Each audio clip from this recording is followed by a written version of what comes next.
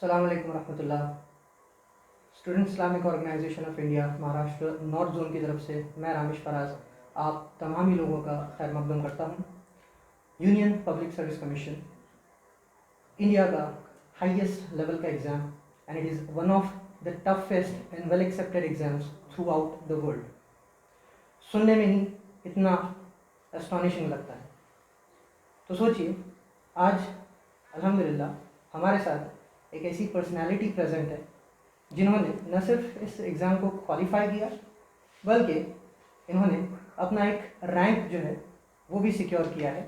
माशाल्लाह, he secured 315th रैंक। So we are very fortunate to have mister Azharuddin Qazi, और to be more precise मुझे ये कहना चाहिए कि सर अजहरुद्दीन काजी आज हमारे साथ में प्रेजेंट है। हमारी खुशकिस्मती है। तो आइए बात करते हैं सर से रिलेटेड, इनकी जर्नी कैसी रही, किस तरह से ये पूरा प्रोसेस रहा, एक कॉमन स्टूडेंट से लेकर एक आईएएस ऑफिसर तक का जो जर्नी है, जो प्रोसेस है, वो किस तरह से रहा, वो हम देखते हैं। तो सबसे पहले तो सर मेनी कॉन्ग्रेचुलेशंस, बहुत बहुत शुक्रिया। बहुत सारे फेलिसिटेशंस आपके हुए हैं और दुआ हमारी यही है कि आगे भी कई और फेलिसिटेशंस का मौका अल्लाह ताला आपको दे। हम यहाँ पर बाकी लोग कुछ ना कुछ गुलदस्ता अकीदत आपके लिए लेकर आए हैं, कुछ ना कुछ गुलदस्ता, कुछ प्रेजेंट आपके लिए लेकर आए हैं, बुके लेकर आए हैं, लेकिन हम इस एक्सपेक्टेशन के साथ आए हैं कि हमको कुछ देना नहीं है बल्कि आपसे बहुत कुछ यहाँ से लेकर जाना है, ताकि जो यूथ हमको देख रहा है वो यूथ आपकी जर्नी से इंस्पायर हो, आपकी जर्नी से मोटिवेट हो। जो डिसीजंस आपने लिए उन डिसीजंस के बुनियाद पर उनको भी अपनी लाइफ में डिसीजन टेकिंग एबिलिटीज़ जो है वो उनके अंदर डेवलप हो। तो ये कंसेप्ट के साथ में हम आज आपके साथ में आए हैं। तो चलिए सर शुरू करते हैं। मेरा फर्स्ट जो क्वेश्चन है आपसे वो ये है कि जब जो इंडियन सोसाइटी में हम रहते हैं यहाँ पर अक्सर ये रहता है कि पैदा ही से एक तरह का इन्फ्लुएंस चालू हो जाता है कि यस आपको इंजीनियरिंग में जाना है या मेडिकल में जाना है। सो सिविल सर्विसेज से रिलेटेड जो आपने डिसीजन लिया, जी, so was it your own decision और it was influenced by your family और समवन एल्स, किसी और ने आपको काउंसिल किया था? जी, सिविल सर्विसेज एग्ज़ाम की तैयारी करने वाला जो डिसीजन था वो तो एक्चुअली बहुत कम उम्र में ही मैंने ले लिया था कि मुझे सिविल सर्विसेज करना है, लेकिन ये मेरा अपना डिसीजन नहीं था। ऑब्वियसली मैं उस वक्त बहुत ही मेरी कम उम्र थी। तो 2006 की ये बात है जब मेरा 12th में डिस्ट्रिक्ट में रैंक आया था कॉमर्स स्ट्रीम में। तो मेरे बहुत सारे फेलिसिटेशन प्रोग्राम हुए थे, जिनमें से एक बहुत ही खूबसूरत और यादगार जो प्रोग्राम हुआ था वो ज़िले के उस वक्त के superintendent of police IPS Abdul Rahman साहब के हाथों हुआ था। और पहली बार मैंने जो है किसी आईपीएस को देखा था और मेरे अंदर में जो है सिविल सर्विसेज करने की तमन्ना जागी थी। तो ये मेरा शुरू से जो था, मेरे फादर भी जो है इस तरफ उनका रुझान रहा था, क्योंकि उनकी भी कई मुलाकातें एडमिनिस्ट्रेशन से उस वक्त हुआ करती थी। तो मेरे फादर ने एम्फसाइज़ किया था कि तुमको जो है ग्रेजुएशन के बाद में सिविल सर्विसेज करना है। लेकिन 12th के उस पर्टिकुलर इंसिडेंट के बाद में जब मेरा फेलिसिटेशन हुआ तो मेरे अंदर भी ये तमन्ना जागी थी। सर एक क्वेश्चन अब यहीं से मेरा अराइज होता है। आपने ये कहा कि 12th के रैंक के बेस पे आपने ये डिसीजन लिया था। सो 10th के बाद अक्सर अभी तक के टिल नाउ जो हमारा एजुकेशन सिस्टम है, अब तो खैर न्यू एजुकेशन पॉलिसी आई है, उसमें बहुत सारे चेंजेस हैं, कब इम्प्लीमेंट होती है उसका इंतज़ार रहेगा। सो 10th के बाद में हम जनरली अपनी स्ट्रीम्स को डिसाइड करते हैं, साइंस या कॉमर्स। तो 10th के बाद में कॉमर्स लेने का आपने डिसीजन किन बेसिस पे लिया? असल में 10th के बाद में कॉमर्स का जो डिसीज़न है वो भी मेरा अपना डिसीज़न नहीं था। वो एक फ़्लो के साथ में मुझे बहना पड़ा था, यूँ कहें तो ज़्यादा बेहतर है। 11th में मेरी चूँकि स्पोर्ट्स लाइफ भी रही है, तो मैं 11th में मेरा सिलेक्शन क्रीड़ा प्रबोधिनी में हुआ था। क्रीड़ा प्रबोधिनी महाराष्ट्र गवर्नमेंट की तरफ से जो एक मेरिटोरियस स्पोर्ट पर्सन के लिए स्कीम चलाई गई है, इस तरह की एक ऑर्गेनाइजेशन है। पूरे महाराष्ट्र में तकरीबन 13 ऐसे सेंटर्स हैं जहां पर मेरिटोरियस स्पोर्ट पर्सन को सिलेक्ट किया जाता है, टैलेंट को आइडेंटिफाई करके उनको ट्रेन किया जाता है, ताकि वो बड़े कंपटीशन जो नेशनल लेवल के और ओलंपिक्स के जो कंपटीशन होते हैं उसके लिए तैयार हो सकें। तो मेरा भी सिलेक्शन इस तरह एक सेंटर में नागपुर में हुआ था। और उस वो जो प्रोसेस होता है सिलेक्शन का स्पोर्ट्स पर्सन का, तो उसमें एक वाइवा होता है, तो वाइवा में मुझसे पूछा गया था कि आप क्या परस्यू करना चाहेंगे आगे, कौन से स्ट्रीम में। तो मैं शुरुआत से एकेडमिक में भी अच्छा रहा था, तो मेरा रुझान भी साइंस था जैसे दीगर तलबात का होता है। लेकिन उस वक्त मुझे ये कहा गया कि साइंस में जो है बहुत सारे प्रोजेक्ट्स होते हैं, बहुत सारे प्रैक्टिकल्स होते हैं, तो ये आपके लिए प्रैक्टिकल नहीं होगा कि आप जो है अपनी स्पोर्ट्स लाइफ के साथ में एकेडमिक्स में भी जो है बहुत ज़्यादा ध्यान दे पाएँ। तो उन्होंने मुझे सजेस्ट किया था कि आप जो है कॉमर्स ले सकते हैं या तो आप आर्ट्स में भी जा सकते हैं, वो आपके लिए ज़्यादा बेहतर रहेगा एक स्पोर्ट्स और एकेडमिक का जो बैलेंस है वो बनाने के हिसाब से। तो इस तरह से मुझे कॉमर्स चुनना पड़ा जी। सो बेसिकली ये कहा जा सकता है कि up till 10th standard SSC standard तक आप स्पोर्ट्स से बहुत ज़्यादा इन्फ्लुएंस थे और जी। आप मतलब कहीं ना कहीं उसमें आगे अपना करियर परस्यू करना चाहते थे या उसमें अपनी पहचान बनाना चाहते थे। जी, एसएससी तक तो था ही, मैं बहुत ज़्यादा एक्टिवली 12th तक एंगेज रहा हूँ। 12th में भी इनफैक्ट मैंने नेशनल खेला है और उसके साथ में मेरे डिस्ट्रिक्ट में कॉमर्स में रैंक भी आई है। तो एक अच्छा बैलेंस जो है अल्हम्दुलिल्लाह मैंने 12th में भी मेंटेन किया है। उसके अलावा जब मैं ग्रेजुएशन कर रहा था तो ग्रेजुएशन में भी मैंने इंटर यूनिवर्सिटी टूर्नामेंट खेली है। मैं अमरावती यूनिवर्सिटी से कलर कोट हूँ हैंडबॉल में। माशाल्लाह। एक अनप्लान्ड क्वेश्चन मैं आपके सामने रखता हूँ। जैसे कि हमारी बात चल रही है, आपने कहा कि आप 12th में स्पोर्ट्स में बहुत एक्टिवली इन्वॉल्व थे और बावजूद उसके आपने 12th में मेरिट रैंक अचीव किया। जी, आप ये बैलेंस किस तरह मेंटेन करते हैं? शुरुआत से जो था सब कुछ चीज़ें प्लान करने की मुझे आदत थी और मैं छोटे छोटे टारगेट्स अपने लिए सेट करता था। उसी तरह मैं डेली बेसिस के ऊपर मैं अपना एक टाइम टेबल बना लिया करता था कि मेरी स्टडी आवर्स इतने होंगे और उसके अलावा मैं खेल पर इतना टाइम दूंगा। तो इस तरह से मैंने मैनेज किया है चीज़ों को। जब आपने ये डिसाइड कर लिया कि मतलब उससे पहले ये मैं पूछना चाहूँगा कि ऐसा कौन सा वो मूवमेंट था जिसको हम कहते हैं ना द मूवमेंट ऑफ लाइफ, जहाँ पर आपने बस ये डिसाइड कर लिया कि अब यही एक काम करना है, बस अब आईएएस की ही तरफ जाना है, सिविल सर्विसेज की ही तरफ जाना है, वो कौन सा मूवमेंट था आपके लिए? जी, जब मैं ग्रेजुएशन कर रहा था, फर्स्ट ईयर मेरा जो ग्रेजुएशन का हुआ वो पुणे से हुआ है, Garware College of Commerce. It is one of the most prestigious institutes in Pune University as far as commerce and economics is concern. तो 12वीं की रैंक के हिसाब से मेरा वहाँ पर सिलेक्शन हुआ था, उस कॉलेज में मुझे अलॉटमेंट मिला था। अनफॉर्चुनेटली मैं वहाँ से अपना ग्रेजुएशन कंप्लीट नहीं कर पाया, कुछ फाइनेंशियल दिक्कतें मेरे साथ थी, तो मुझे यवतमाल आना पड़ा। तो मेरा सेकंड और थर्ड ईयर मैंने साथ में एक जॉब के साथ में मैंने पढ़ाई की है।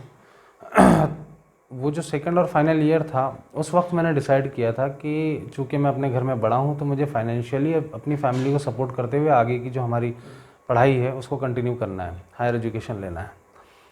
लेकिन ग्रेजुएशन के बाद जो पोस्ट ग्रेजुएशन होता है वो अनफॉर्चुनेटली मैं कर नहीं पाया फाइनेंशियल दिक्कतों की वजह से।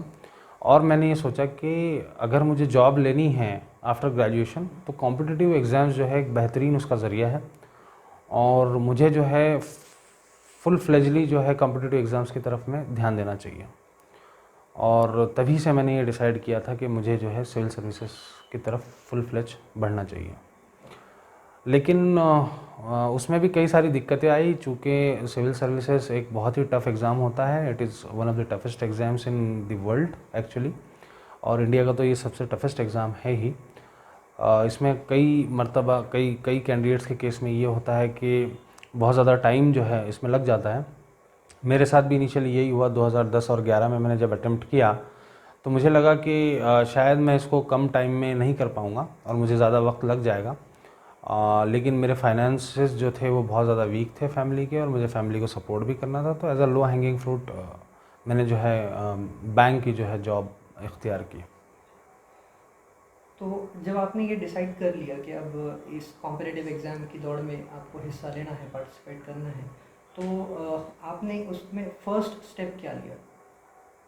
जो कॉम्पिटिटिव की तरफ था वो आपका फर्स्ट स्टेप क्या रहा? मतलब क्या आपने कोई इंस्टीट्यूट प्रेफर किया उसके लिए, या आपने सेल्फ स्टडी उसके लिए स्टार्ट किया, सेल्फ मोटिवेट होकर आपने मटेरियल गैदर करना स्टार्ट किया, किस तरह से बिगिनिंग किया?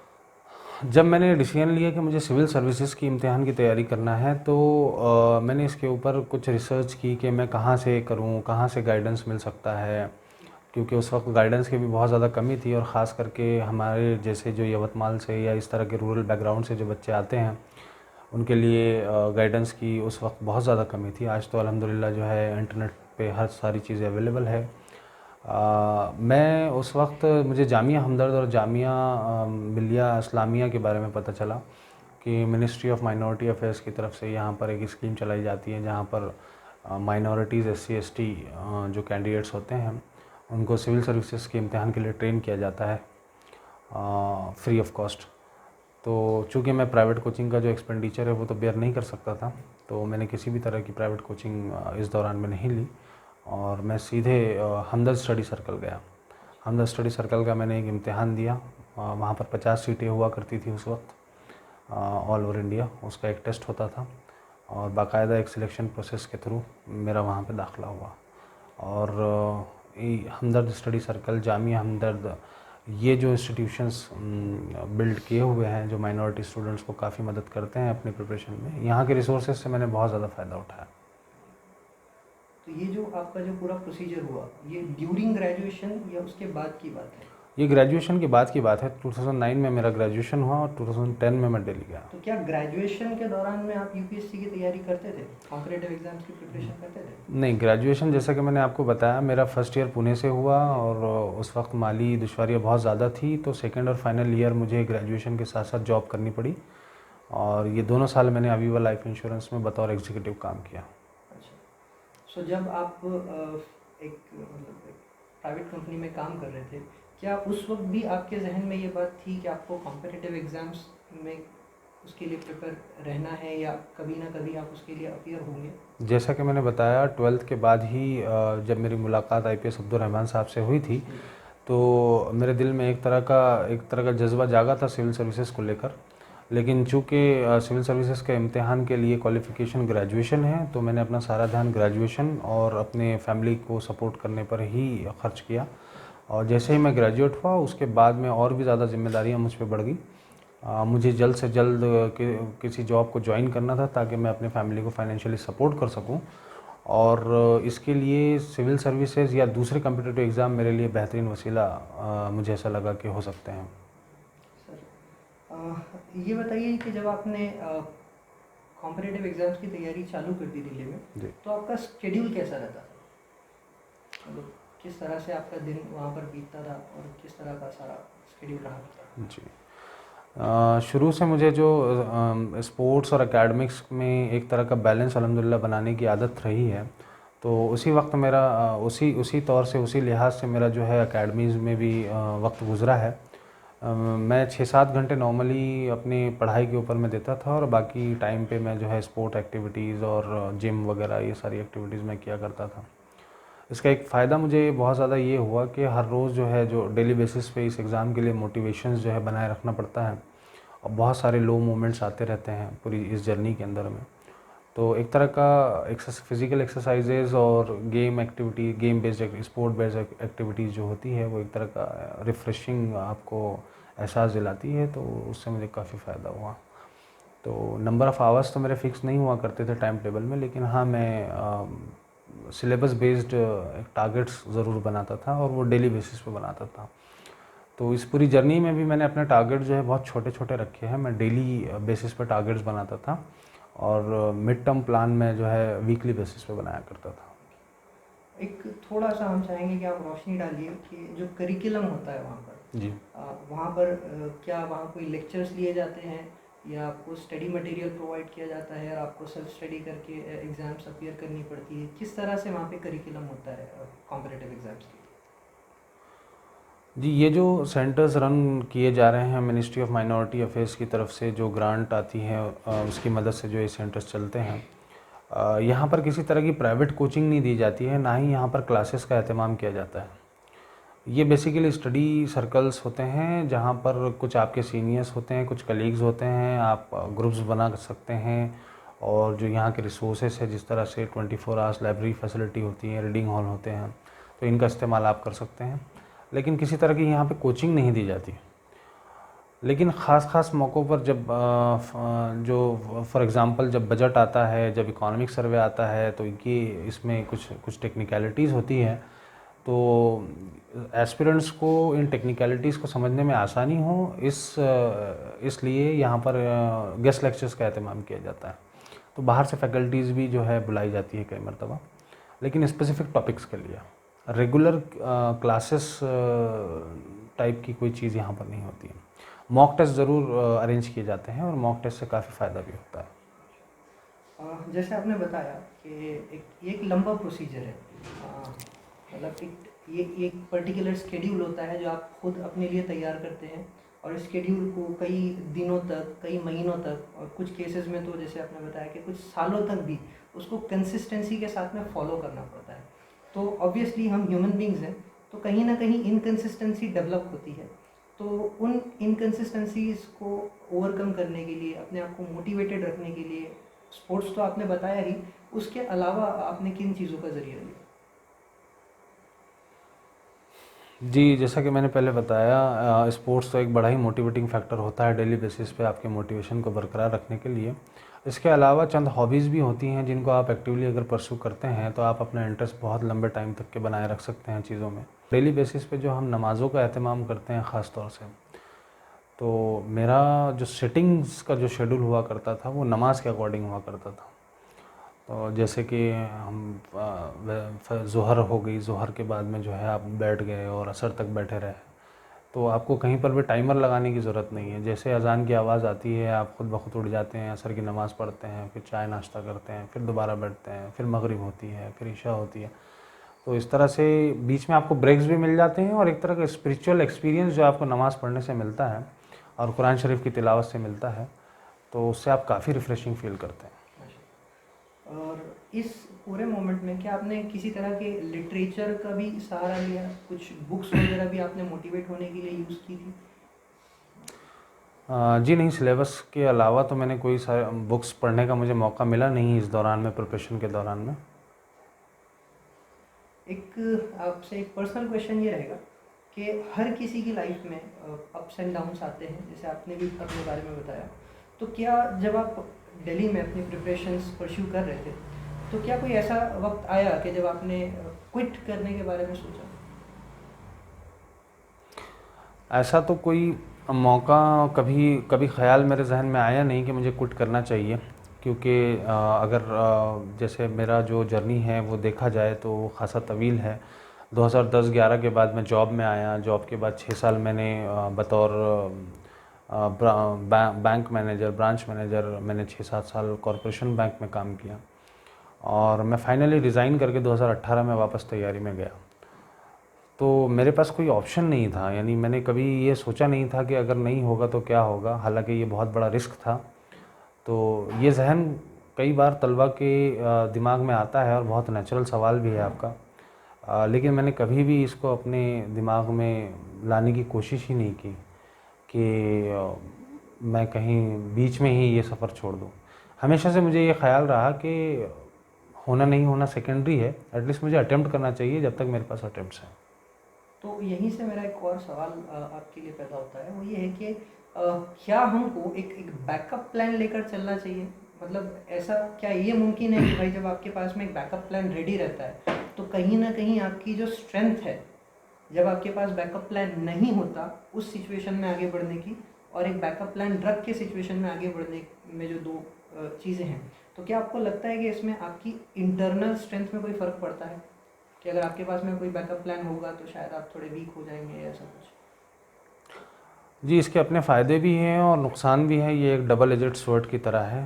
फ़ायदा इसका ये है कि आप में एक सेंस ऑफ सिक्योरिटी रहेगी कि आपका अगर नहीं, क्योंकि इसमें इस एग्ज़ाम में अनसर्टेनिटी बहुत ज़्यादा हाई होती है, तो कई बार तलबा जो है एक सेंस ऑफ सिक्योरिटी महसूस करते हैं कि चलो ठीक है, अगर इसमें नहीं हुआ तो मेरे पास प्लान भी रेडी है।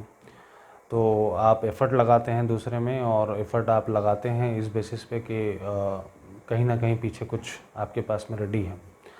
दूसरा, इसका नुकसान भी इस तरह से हो सकता है कि आप होल हार्टेडली एफ़र्ट ना लगा पाएँ। ये भी सिचुएशन आपके ऊपर आ सकती है कई बार, क्योंकि जैसा कि आपने सही फरमाया कि इस पूरे प्रोसेस के अंदर में कई बार ऐसे लम्हे आते हैं कि आप लो फील करते हैं, आपका मोटिवेशन लेवल लो हो जाता है, कई बार आपको ये लगता है कि मुझसे नहीं हो पाएगा, तो कहीं ना कहीं वो जो चीज़ है, वो जो प्लान बी जो आपने रेडी रखा हुआ है, वो आपको अपनी तरफ खींचता है।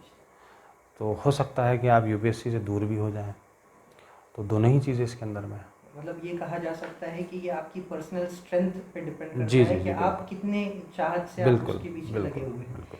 चलिए, एक और मेरा क्वेश्चन है कि आपने, अब जैसे जानते हैं हम कि यूपीएससी एग्ज़ाम्स के अंदर में सब्जेक्ट्स सिलेक्ट करना एक बहुत अहम मरहला होता है, बहुत इंपॉर्टेंट स्टेप होता है। जी सो आपने किस बुनियाद पर अपने मेंस के लिए जो सब्जेक्ट्स थे उनको डिसाइड किया? जी, आपने उर्दू लिटरेचर को प्रेफर किया था वहाँ पे, सो किस बुनियाद पर आपने वो फैसला लिया?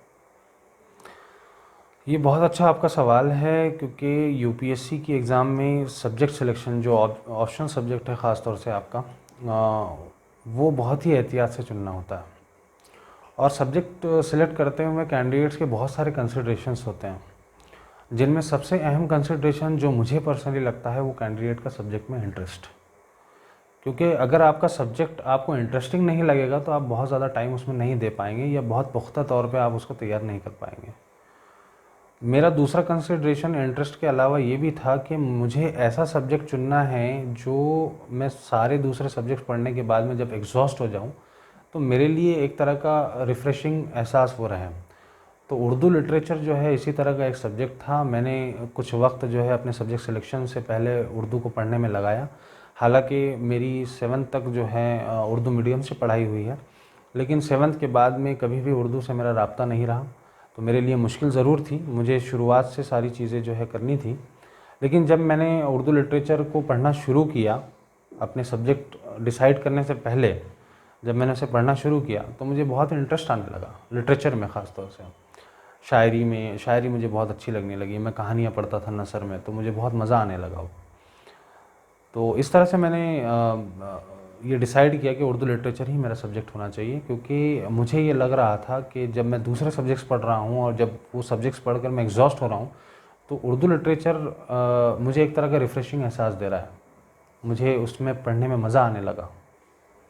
लोगों का पर्सनली ये भी एक मेथड होता है कि ऐसा सब्जेक्ट सिलेक्ट किया जाए जिसमें स्कोर करना आसान है। वैसे हम सुनते हैं कि यूपीएससी में ज़मीन और आसमान के बीच की हर चीज़ आती है जी कॉम्पिटिटिव एग्जाम्स के अंदर में। तो ये पॉइंट ऑफ व्यू से सोचना कि ऐसा कोई सब्जेक्ट सिलेक्ट किया जाए, भले ही आपको उसमें इंटरेस्ट नहीं है, कि ऐसा कोई सब्जेक्ट सिलेक्ट किया जाए जिसको पढ़ना आसान है या जिसमें स्कोर करना आसान है, क्या जी ये एक प्रॉपर मेथडोलॉजी है?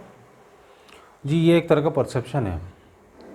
कोई भी सब्जेक्ट जो है, जो यूपीएससी के अंदर में बतौर ऑप्शनल होता है, कैंडिडेट्स में अक्सर ये एक तरह का तसव्वुर रहा है कि ये सब्जेक्ट स्कोरिंग है, या ये सब्जेक्ट आसान है, या ये सब्जेक्ट छोटा है। ऐसा बिल्कुल भी नहीं है। सारे सब्जेक्ट जो है वो इक्वल है। और सबसे मेन कंसिडरेशन, जैसा कि मैंने पहले बताया, आपका इंटरेस्ट होता है कि आपको उस सब्जेक्ट में कितना इंटरेस्ट है। इस बारे में एक राय ये भी आम है कि उर्दू लिटरेचर जो है, मुस्लिम तलबा को उसमें आसानी जाती है, इस वजह से उर्दू लिटरेचर चुना जाता है। ऐसा बिल्कुल भी नहीं है। इसके बरक्स ये है कि लिटरेचर की, अगर आप ख़ास तौर से उर्दू लिटरेचर के अगर आप स्कोर्स देखेंगे पिछले 5-10 सालों के अंदर में, तो दूसरे लिटरेचर्स के मुकाबले में काफ़ी कम रहे हैं।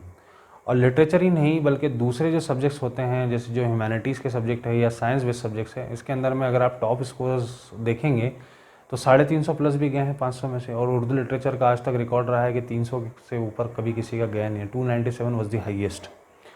तो ये एक तरह का चैलेंज भी था उर्दू के साथ में लेना, चूँकि ये पता था कि इसके रुझान जो है 300 से ऊपर नहीं जा रहे हैं। तो ये एक तरह का चैलेंज भी था। लेकिन मुझे पर्सनली बहुत ज़्यादा इंटरेस्ट था लिटरेचर में, और उर्दू से जो मेरा जो रिश्ता जो एक मनक़ता हो गया था काफ़ी ज़माने से, तो उसे जोड़ने की भी एक कोशिश थी कि मैंने उर्दू को एज एन ऑप्शनल चुना। यूपीएससी एस्पायरेंट्स के लिए अगर एक शॉर्ट वे में आप डूज एंड डोंट्स बता सकें तो वो क्या रहेंगे, जो लोग परस्यू कर रहे हैं, जो लोग तैयारियां कर रहे हैं उसके लिए? जी, इस एग्ज़ाम में हर साल जो है लाखों एस्पिरेंट्स जो हैं इस एग्ज़ाम की तैयारी में आते हैं। उनके लिए एक एडवाइस मेरी ये रहेगी कि आप जो है सबसे पहले तो ऑप्शनल की, जहाँ से बात हम लोगों की ख़त्म हुई थी, वहीं से मैं शुरू करना चाहूँगा कि ऑप्शनल का जो चयन है, ऑप्शनल का जो चुनाव है, वो बहुत ही ज़्यादा एहतियात से करना ज़रूरी है। दूसरी चीज़ ये है कि अपने जो सोर्सेस हैं, मटेरियल के जो सोर्सेस है, क्योंकि मार्केट में तो बेइंतहा मटेरियल अवेलेबल है, तो आपको जो है अपने सोर्सेस को लिमिट करना होगा। और जो पढ़ाई का आपका तरीका है, instead of reading 10 books you should read 1 book 10 times. इस अप्रोच से अगर आप चलेंगे तो इंशाल्लाह ज़रूर आप सही ट्रैक पर रहेंगे। मटेरियल के पीछे बहुत ज़्यादा भागना नहीं है। कोचिंग को लेकर बहुत सारे एस्पिरेंट्स के अंदर में ये बात रहती है कि भाई कोचिंग का क्या इंपॉर्टेंस है, कोचिंग का क्या रोल है सिविल सर्विसेज के एग्ज़ाम में। तो उनके लिए मेरी ये एडवाइस है कि कोचिंग बहुत ज़्यादा डिसाइडिंग फैक्टर नहीं है। अगर आपके पास में मालूमात की कमी है तो आप गाइडेंस के तौर पर बेसिक कोचिंग फाउंडेशंस जो कोर्सेज होते हैं फाउंडेशन के, वो कर सकते हैं। लेकिन कोचिंग जो है बहुत ज़्यादा ज़रूरी नहीं है इस एग्ज़ाम के लिए। आप बगैर कोचिंग के भी इस एग्ज़ाम को क्रैक कर सकते हैं। जामिया मिलिया इस्लामिया का एक्सपीरियंस आपका कैसा रहा? बहुत ही अच्छा एक्सपीरियंस रहा। बहुत सारे रिसोर्सेज हैं जिनका मैंने वहाँ इस्तेमाल किया, जिनमें वहाँ की लाइब्रेरी है, वहाँ का इन्वामेंट है, जो स्टूडेंट्स है, तलबा है जो साथ में हम तैयारी करते थे, उन लोगों का सपोर्ट भी मेरी तैयारी में बहुत ज़्यादा रहा। जो सीनियर्स हैं उनका गाइडेंस भी साथ रहा, जो गेस्ट लेक्चर्स प्रोवाइड किए जाते थे उससे भी मैंने बहुत ज़्यादा फ़ायदा उठाया। और दिल्ली का जो एनवायरनमेंट है, जो जहाँ पर बहुत ज़्यादा पोल्यूशन रहता है, तो एक ग्रीन कैंपस और अच्छी हेल्थ के साथ में वहाँ पे मैं रहा और पढ़ाई करता रहा। इससे मुझे बहुत फ़ायदा हुआ। चलिए, एकेडमिक्स से रिलेटेड मेरा ये लास्ट क्वेश्चन है, उसके बाद चंद एक कुछ पर्सनल सजेशंस टाइप के क्वेश्चंस मैं आपसे करूँगा। इंटरव्यू का जो मरहला होता है, जी, which is considered to be one of the toughest steps, the toughest phases of this competitive exams, जहाँ पर आपके सामने एमिनेंट पर्सनालिटीज़ जो रहती है वो आपकी एक एक एक्टिविटी को क्या कहिए कि इवैल्यूएट करते हैं, तो वो फेज़ आपके लिए कैसा रहा? इंटरव्यू को लेकर भी बहुत सारे मिसकंसेप्शंस जो है वो एस्पिरेंट्स के दिमाग में रहते हैं कि इंटरव्यू इस तरह का होता है, उस तरह का होता है और बहुत ही ज़्यादा प्रेशर वाला माहौल होता है। या फिर अक्सर हम रियल लाइफ में देखते हैं, मूवीज़ में देखते हैं कि इस तरह के सवाल पूछे जाते हैं, आपकी शर्ट में बटन कितने हैं, आप जो है टैक्सी से आए हैं उसका नंबर क्या था। तो ये सारे मिसकंसेप्शंस है, इस तरह की कोई बात वहाँ पे नहीं होती। बहुत ही कॉर्डियल इन्वायरमेंट वहाँ पर होता है, बहुत ही कॉर्डियल एटमॉस्फेयर वहाँ पे क्रिएट किया जाता है और वो पर्पसफुली क्रिएट किया जाता है। क्योंकि पर्सनालिटी टेस्ट जो है ये एक उसका हिस्सा है कि कैंडिडेट जो है वो अपने आप को बहुत ही रिलैक्स फील करें और अपने आप को फ्रीली एक्सप्रेस कर पाए। तो इस तरह का इन्वायरमेंट जो है बोर्ड में यूपीएससी मेंबर्स जो है वो क्रिएट करते हैं कि आप फ्रीली अपने आप को एक्सप्रेस करें। और जो सवालात होते हैं ख़ास तौर से वो बड़े ही जनरल टाइप के होते हैं, आपके बैकग्राउंड से रिलेटेड सवाल होते हैं, आपका एकेडमिक बैकग्राउंड, आप कहाँ से बिलोंग करते हैं, आप किस फैमिली से आते हैं, आपके नाम से रिलेटेड, आपके शहर से मुताल्लिक और आपके ऑप्शनल से मुताल्लिक सवाल होते हैं। तो सारे सवालात जो होते हैं वो कहीं ना कहीं आपसे रिलेटेड ही होते हैं, आपने कहीं ना कहीं पढ़े होते हैं। और ये नॉलेज का टेस्ट बिल्कुल नहीं होता है, क्योंकि प्रीलिम्स में और मेंस में जो है आपका नॉलेज का टेस्ट ऑलरेडी हो चुका होता है। तो ये एक तरह का पर्सनालिटी का टेस्ट होता है। इसमें आपकी पर्सनालिटी चेक की जाती है, आपकी क्वालिटीज़, आपकी पर्सनालिटी के जो एट्रीब्यूट्स है वो चेक किए जाते हैं। एक इसमें ये है कि क्या आपके इंटरव्यू में इस तरह के क्वेश्चंस होते हैं जहाँ पर आपकी डिसीजन मेकिंग एबिलिटीज़ जो है उसके बारे में अंदाज़ा लगाया जा सके? जी, कुछ सिचुएशनल क्वेश्चंस होते हैं और इस तरह के सवाल भी होते हैं, जैसा कि मैंने पहले बताया, जो पर्सनालिटी के एक ब्यूरोक्रेट के जो एट्रीब्यूट्स होने चाहिए, उसका डिसीजन मेकिंग पावर, उसकी ऑनेस्टी और उसका प्रेजेंस ऑफ माइंड, उसका सेंस ऑफ ह्यूमर, वो सारी चीज़ें वहाँ पे टेस्ट की जाती है सवालात के थ्रू। आप कैसे इवैल्यूएट कर सकते हैं अपने आप को? ये क्वेश्चन मेरा इसलिए है कि जो लोग अभी प्रिपरेशंस कर रहे हैं, तो मतलब ज़रूर लाइफ में मोमेंट आता है जब आप ये सोचते हैं कि whether I am ready for the exams और नॉट। तो इस तरह से आप अपना पर्सनल इवैल्यूएशन कैसे कर सकते हैं कि हाँ, अब मैं एग्ज़ाम के लिए रेडी हूँ या नहीं? I should give it a whirl as well, थोड़ा और टाइम उसको देना चाहिए। जी, असल में मॉक टेस्ट इस चीज़ के लिए एक बहुत ही ज़्यादा मौसर तरीका है कि आप ज़्यादा से ज़्यादा मॉक टेस्ट लगाइए और वहाँ से आप सेल्फ एवेलुएट अपने आप को कर सकते हैं। आप बाहर भी प्राइवेट कोचिंग इंस्टीट्यूट्स में भी मॉक टेस्ट दे सकते हैं, टेस्ट सीरीज़, बहुत सारे इंस्टीट्यूट टेस्ट सीरीज़ चलाते हैं, वो आप कर सकते हैं। दूसरा एक तरीका ये है कि जो टॉपर्स होते हैं उनकी आंसर कॉपीज़ जो होती है टेस्ट सीरीज़ की, वो बहुत सारे प्राइवेट कोचिंग इंस्टीट्यूट्स ने अपनी वेबसाइट्स पे अपलोड की हुई हैं। आप जो है पर्चा हल करके अपने आंसर्स जो है टॉपर्स के आंसर से कंपेयर कर सकते हैं और आप सेल्फ एवेलुएट कर सकते हैं कि आप किस डायरेक्शन में जा रहे हैं।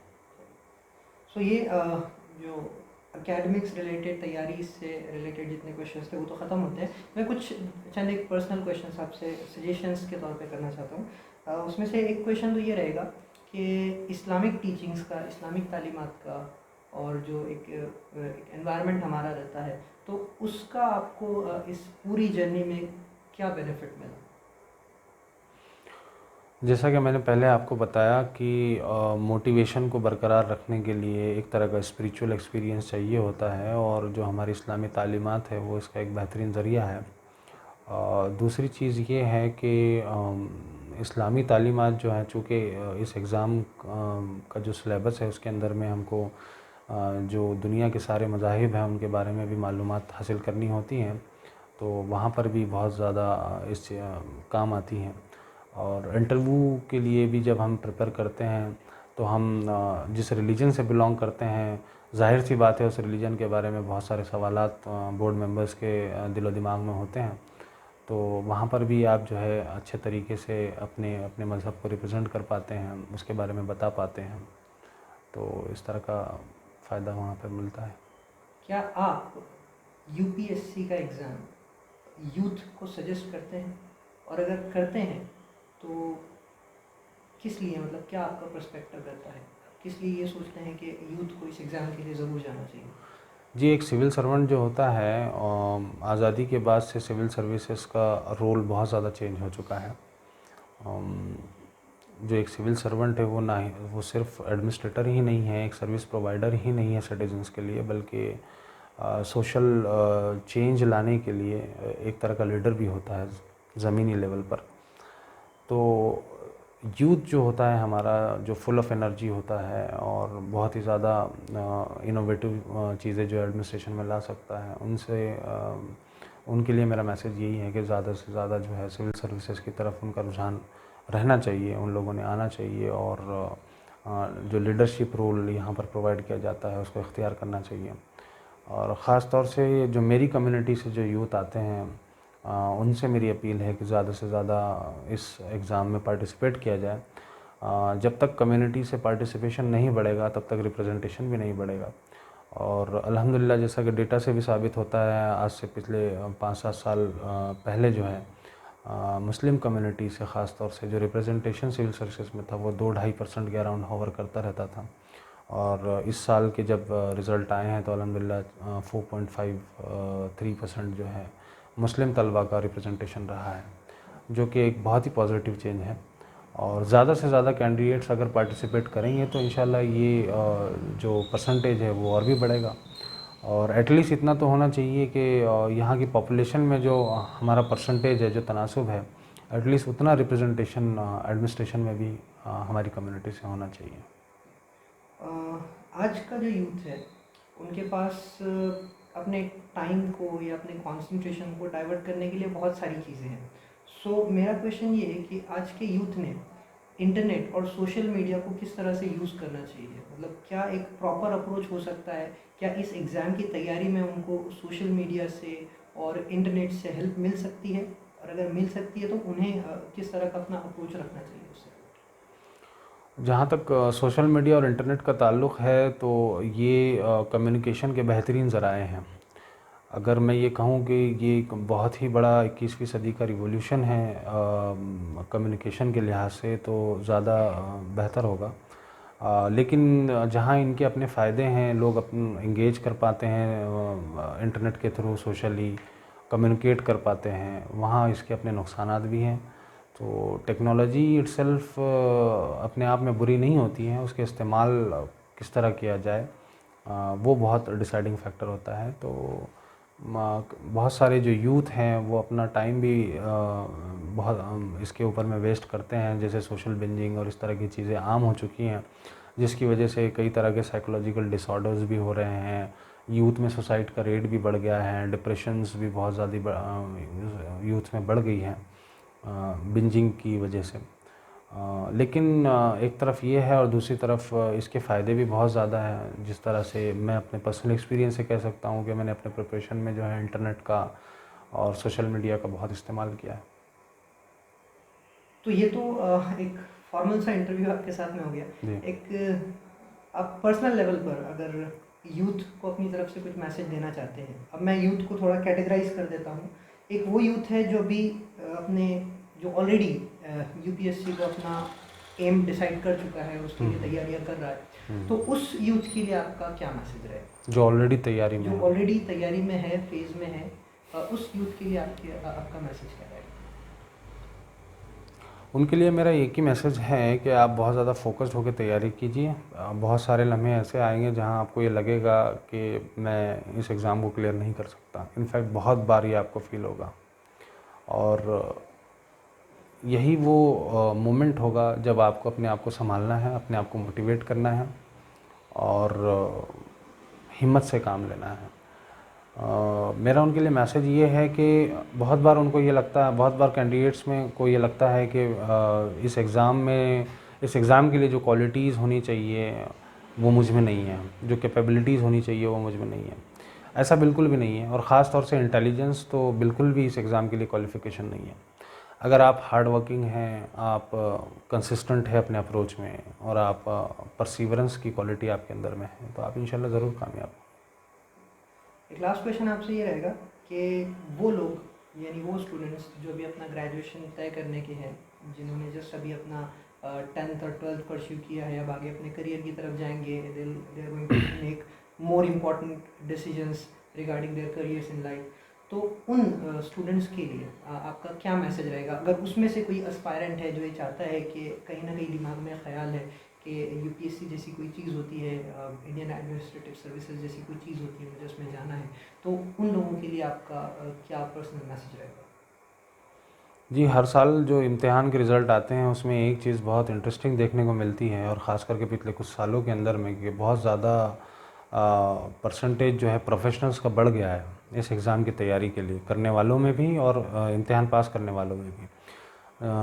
चाहे वो आईआईटियंस हो, आईआईएम से पढ़े हुए हों, डॉक्टर्स हों, या ह्यूमैनिटीज़ के ग्रेजुएट्स हों, एक बहुत ही डाइवर्स पूल जो है हर साल सिविल सर्विसेज के अंदर में दाखिल होता है।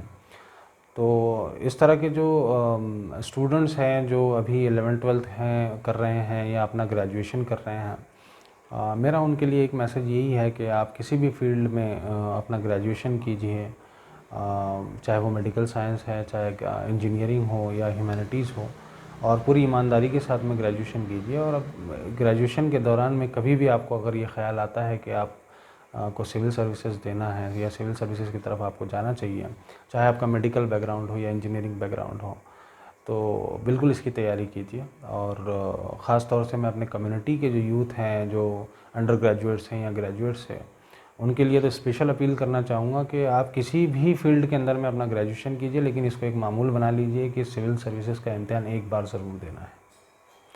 अगर हम ये करेंगे तो हो सकता है उसमें से कुछ स्टूडेंट्स ऐसे हों जो शुरुआत में नॉन सीरियस हो, लेकिन बाद में उनको इंटरेस्ट आ जाए और वो सीरियस हो जाए। तो ये एक मामूल बना लीजिए कि हमको, चाहे हम जिस भी स्ट्रीम से हम ग्रेजुएशन कर रहे हैं, आफ्टर ऑल एमबीबीएस तो एक ग्रेजुएशन ही है, एक बैचलर डिग्री है। उसके बाद आप एमडी करते हैं, एमएस करते हैं, स्पेशलाइजेशन में जाते हैं। तो ये एक मामूल बना लीजिए कि आपको एक मरतबा एटलीस्ट सिविल सर्विसेज अटेम्प्ट करना है, क्योंकि एडमिनिस्ट्रेशन में भी हमारे कम्युनिटी के यूथ की बहुत ज़्यादा ज़रूरत है। जिस तरह दूसरे फील्ड में भी है, दीगर फील्ड्स में भी, मेडिकल्स में, मेडिकल साइंसेस में भी, डॉक्टर्स की भी हमको बहुत ज़्यादा ज़रूरत है, इंजीनियर्स की भी है, लॉयर्स की भी है। सभी फील्ड में हम लोगों का रिप्रेजेंटेशन बहुत कम है, लेकिन ख़ास तौर से एडमिनिस्ट्रेशन के अंदर में बहुत ही ज़्यादा कम है। तो मेरी एक स्पेशल अपील अपने कम्युनिटी के यूथ से ये है कि आप ग्रेजुएशन किसी भी स्ट्रीम में कीजिए, आप एटलीस्ट एक मरतबा ये मामूल बना लीजिए कि एटलीस्ट एक मरतबा जो है एग्ज़ाम देना है। जी, चलिए, बहुत शुक्रिया, आपने हमारे लिए अपना बिजी स्केड्यूल से आपने हमारे लिए टाइम निकाला। बहुत बहुत होपफुली शुक्रिया कि आपका। इस छोटे से इंटरव्यू से जो एस्पायरेंट्स है, जो स्टूडेंट्स हैं, उनको बहुत कुछ सीखने के लिए मिलेगा। और आपके लिए तो हमारी दुआएं ये रहेगी कि आगे भी अल्लाह ताला आपको आपके और फेलिसिटेशंस के मौके दे, और इन फ्यूचर भी हमको मौका दे कि कभी आपका इंटरव्यू हम कर पाए। तो आपका बहुत शुक्रिया इस इंटरव्यू के लिए। जी जी, बहुत बहुत शुक्रिया।